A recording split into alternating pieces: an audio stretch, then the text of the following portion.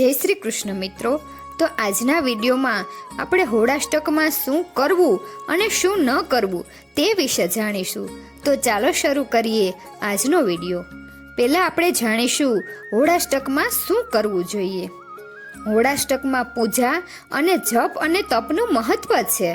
તેથી આ 8 દિવસોમાં ભગવાન વિષ્ણુ અને પરિવારના દેવતાઓની પૂજા કરવી જોઈએ। એવું માનવામાં આવે છે કે આવું કરવાથી ઘરમાં સુખ શાંતિ આવે છે। હોળાષ્ટકમાં ગરીબ અને જરૂરિયાતમંદ લોકોને મદદ કરવી જોઈએ। આ સમયે બાળકો સાથે સારો વ્યવહાર કરો અને તેમને પ્રેમ કરો। એવું માનવામાં આવે છે કે હોળાષ્ટકના આ સમયગાળા દરમિયાન હિરણ્યકશ્યપે ભક્ત પ્રહલાદને ત્રાસ આપ્યો હતો અને ભગવાન ગુસ્સે થયા હતા।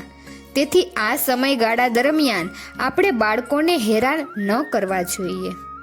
હોળાષ્ટકમાં દરરોજ પૂજા કરતી વખતે ભગવાન રામ અને કૃષ્ણને અબીલ અને ગુલાલ ચડાવવા જોઈએ અને શ્રી સૂક્તનો પાઠ કરવો જોઈએ।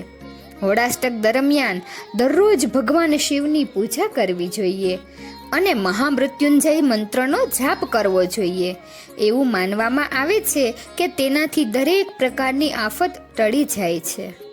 હવે આપણે જાણીશું કે હોળાષ્ટકમાં શું ન કરવું જોઈએ। હોળાષ્ટક દરમિયાન લગ્ન, વિવાહ, ટાંસળ, સગાઈ અને ગૃહ પ્રવેશ જેવા શુભ કાર્યો ન કરવા જોઈએ। હોળાષ્ટક દરમિયાન ઘર અથવા જમીન ખરીદવા અથવા વાહન ખરીદવા જેવા મહત્વપૂર્ણ કામ ન કરવા જોઈએ। આ સમયે એડવાન્સ પેમેન્ટ ટાળો। હોળાષ્ટક દરમિયાન યજ્ઞ અને હવન જેવા ધાર્મિક અનુષ્ઠાન ન કરો, કારણ કે આ સમયે ધાર્મિક વિધિઓનું સંપૂર્ણ પરિણામ મેળવવામાં સમસ્યા આવે છે। હોળાષ્ટકમાં નવું કામ શરૂ કરવાનું ટાળો। વેપાર કે કોઈ નવું કામ ન કરો, કારણ કે આનાથી તે કાર્યની સફળતાની શક્યતા ઘટી જાય છે। હોળાષ્ટક દરમિયાન કોઈ પણ નવી વસ્તુઓ, સોના ચાંદીના ઘરેણાં અને ઘરની વસ્તુઓની ખરીદી કરવી પણ અશુભ માનવામાં આવે છે।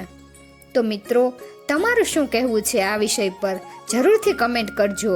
જો વિડીયો સારો લાગ્યો હોય તો વિડીયોને લાઈક અને શેર કરજો અને અમારી ચેનલને જરૂરથી સબસ્ક્રાઈબ કરજો। વિડીયો અંત સુધી જોવા બદલ ખૂબ ખૂબ આભાર।